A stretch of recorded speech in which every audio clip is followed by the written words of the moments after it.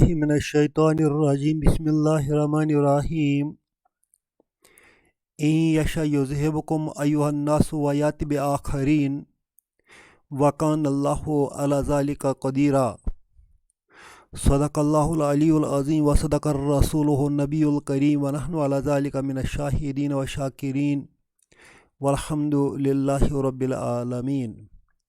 آج ہم سورۃ النساء کی آیت نمبر 133 کو سمجھنے کی کوشش کریں گے۔ پچھلے آیت میں ہم نے یہ جان لیا ہے کہ اللہ تعالیٰ نے اس سورہ کے شروع سے لے کر اب تک جو احکامات دیے ہیں ان پر عمل کرنے کے لیے رب نے بار بار ہمیں نصیحت کی اور الٹیمیٹلی یہ فرمایا کہ سارا جو کچھ آسمان اور زمین میں ہے اسی کا ہے،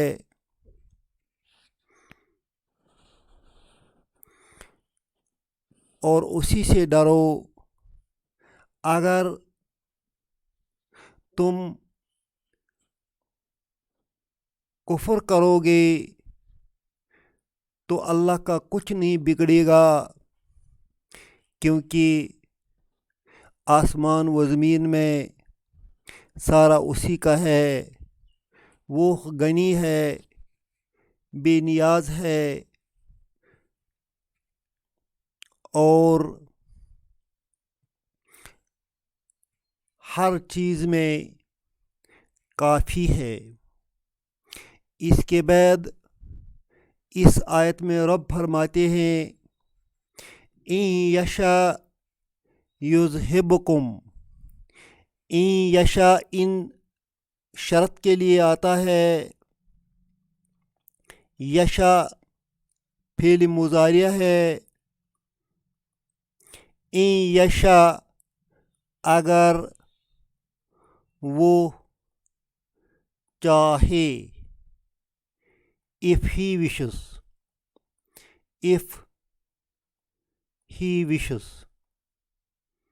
اگر وہ چاہے، یذہبکم یہ جواب و شرط ہے، یہ پارٹ شرط ہے اور یہ پارٹ جواب و شرط ہے۔ یذہبکم وہ تمہیں لے لے گا، وہ تمہیں لے لے گا۔ He will take you away۔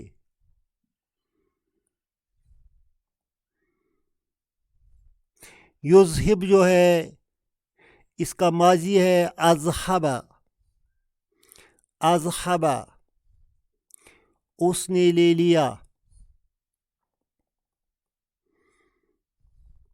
یذہب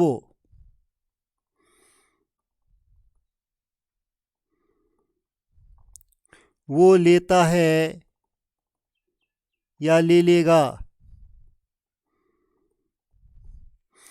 کم اس میں مفعول ہے، یذہبکم وہ تمہیں لے لے گا۔ مقصد اس کا یہ ہے کہ اے لوگو، اگر تم نافرمانی کرو گے تو اللہ کے پاس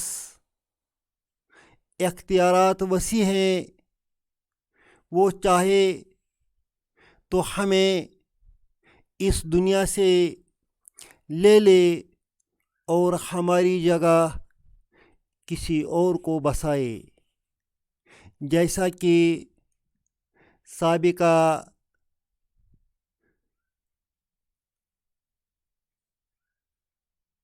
زمانوں میں ہوا ہے۔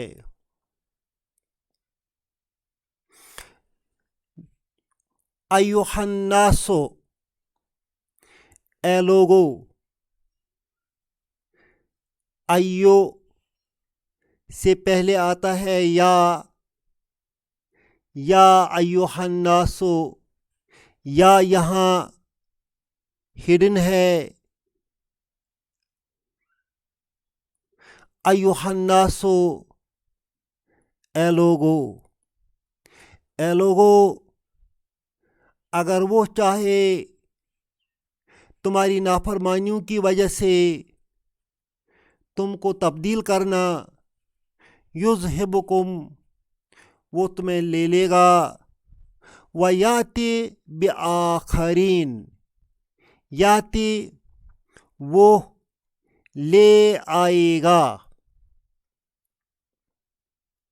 بآخرین دوسروں کو،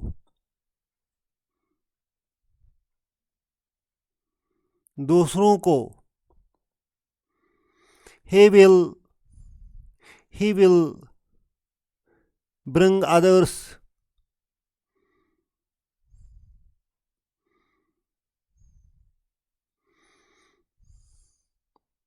while replacing you. تمہاری جگہ وہ دوسروں کو لے آئے گا۔ ہم تاریخ پر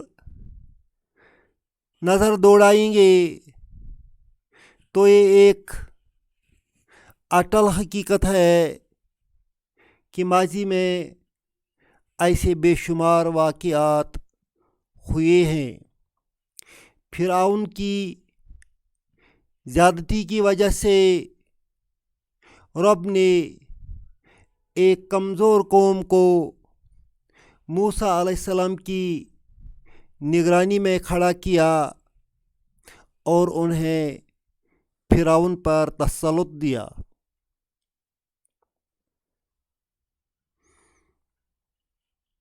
یہودی اپنے حدود سے باہر ہو گئے تو عیسائیوں کو ان پر غلبہ دیا۔ مسلمانوں کو مختلف زمانوں میں مختلف قوموں نے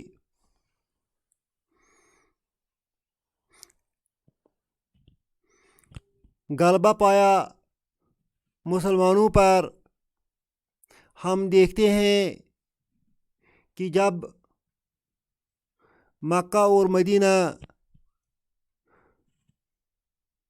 میں رسول اللہ صلی اللہ علیہ وسلم مبعوث ہوئے تو مدینہ والوں کو مکہ پر فتح دی، اگرچہ مکہ مکرمہ میں ہمارا قبلہ بھی تھا۔ اسی طرح حجاز میں شامیوں کی حکومت قائم ہو گئی۔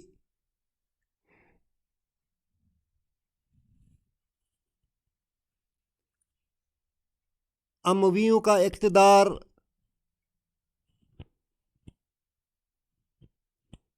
رب نے ہٹایا تو 500 سال تک عباسیوں کا دور رہا۔ پھر عباسیوں کے دور پر ترکوں نے غلبہ پایا۔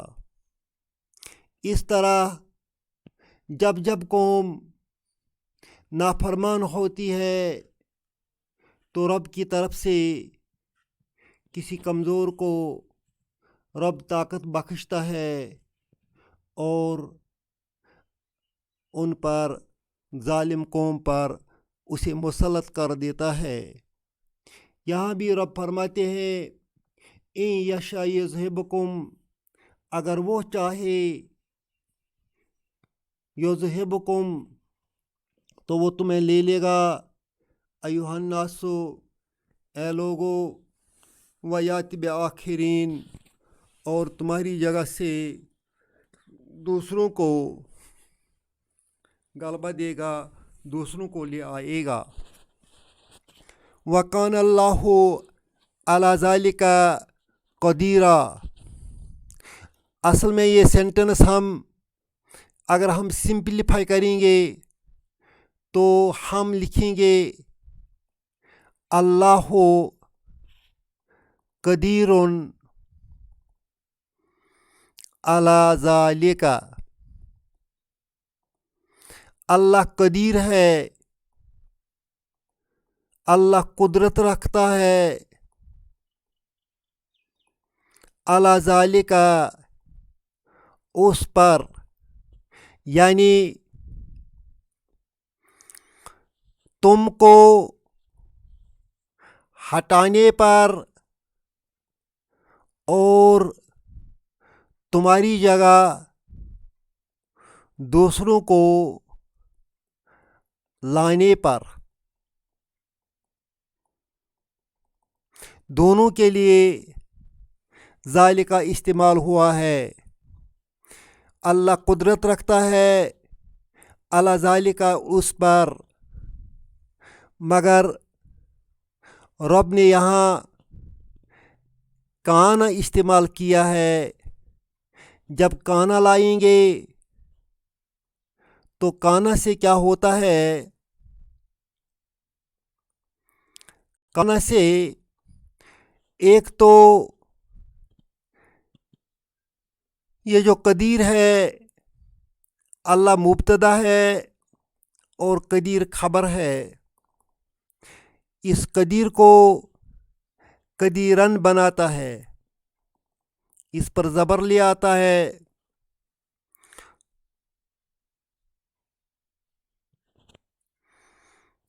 کان اللہ قدیرن.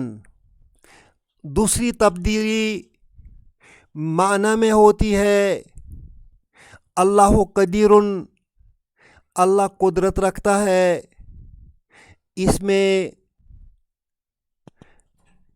پاسٹ سے ازل سے معنی نہیں پایا جاتا ہے، مگر کانا کی وجہ سے کانا ماضی کے لیے استعمال ہوتا ہے، مگر یہ ازل کا معنی دیتا ہے. کان اللہ قدیرن، اللہ قدیر تھا. کب سے تھا؟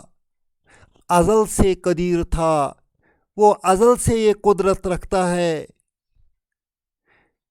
اردو میں ہم اس کو ماضی استمراری کہتے ہیں. اس میں کنٹینیوٹی ہے. کس کی کنٹینیوٹی ہے؟ قدرت رکھنے کی کنٹینیوٹی ہے. اللہ کو ازل سے قدرت ہے. اب مسئلہ یہ ہے کہ علی ذالک پہلے آیا ہے، قدیر بعد میں آیا ہے.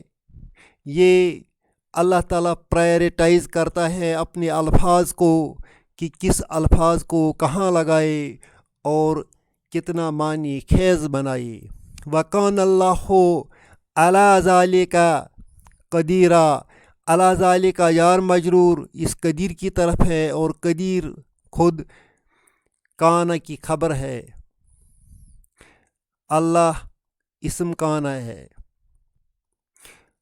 وَقَانَ اللَّهُ عَلَى ذَلِكَ قَدِيرًا، اور اللہ اس پر قدرت رکھتا ہے، ازل سے قدرت رکھتا ہے. یہ صفت ہے اللہ کی کہ وہ ازل سے قدرت رکھتا ہے.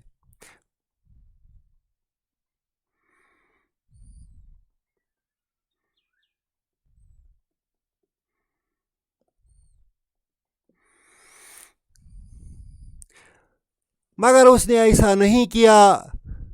یہ اس رب کا ہم پر احسان ہے کہ ہماری غلطیوں کے باوجود ہمیں ابھی بھی مہلت دیتا ہے.